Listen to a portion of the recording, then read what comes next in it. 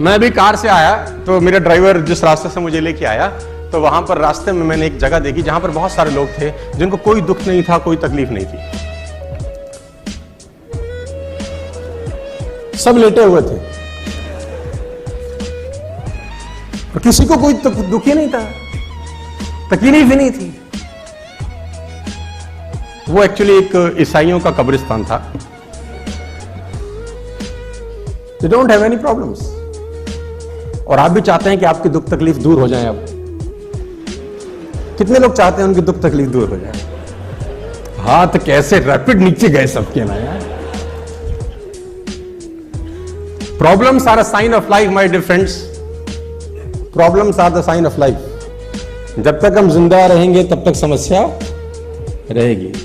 जिस दिन समस्या खत्म हो गई समझ लो जिंदगी खत्म हो गई। और जब आपकी जिंदगी में कोई समस्या ना हो ना तो घुटनों के बल बैठ जाना और ऊपर देख के बोलना, भरोसा खत्म हो गया क्या? अगर नहीं तो समस्या भेज, निपट लूंगा, चिंता मत कर।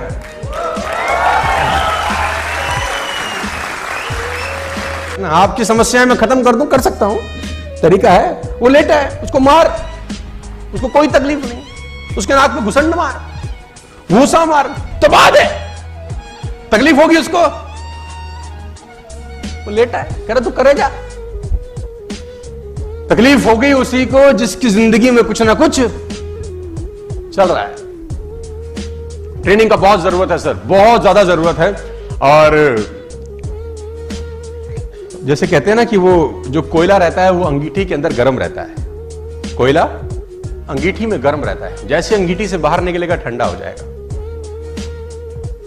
ऐसा समझो कि बहुत सर्दी पड़ रहा है, कहीं बहुत सर्दी पड़ रहा है और आप किसी रूम में हो, बाहर है -12 डिग्री, -14 डिग्री, -15 डिग्री टेम्परेचर, अंदर अलाव जल रहा है।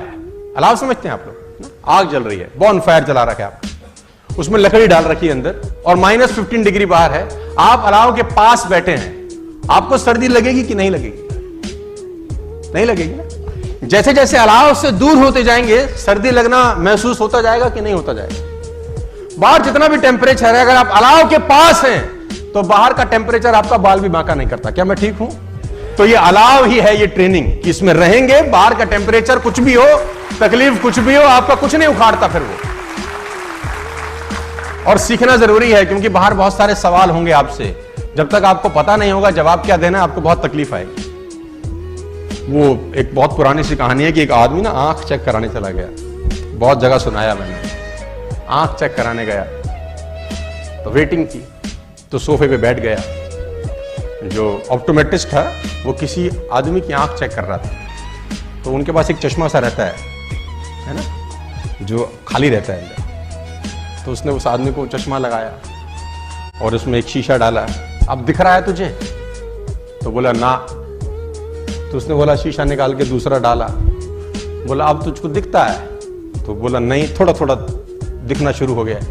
अब ये बाहर बैठ के ऑब्जर्व कर रहा है उसको। फिर उसने तीसरा डाला। बोला अब, कह रहा अब थोड़ा सा साफ हुआ है।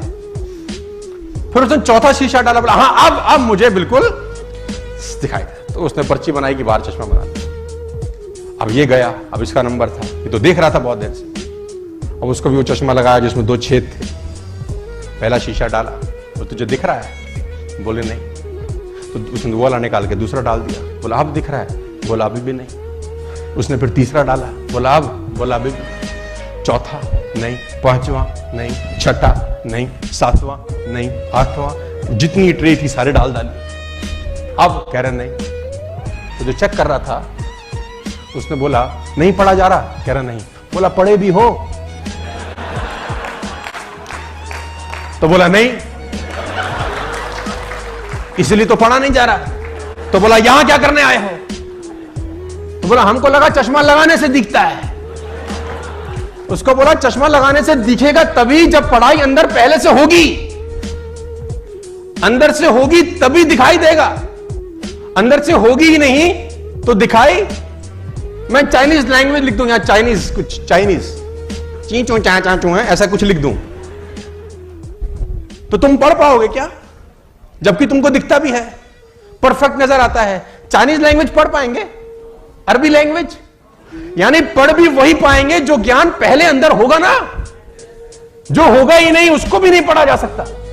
बाहर बहुत सारे सवालों के जवाब तुम्हारा इंतजार कर रहे हैं, लोग तोपें लेके खड़े हैं बाहर और चट्टी में बम लगाने वाले हैं तुम्हारी।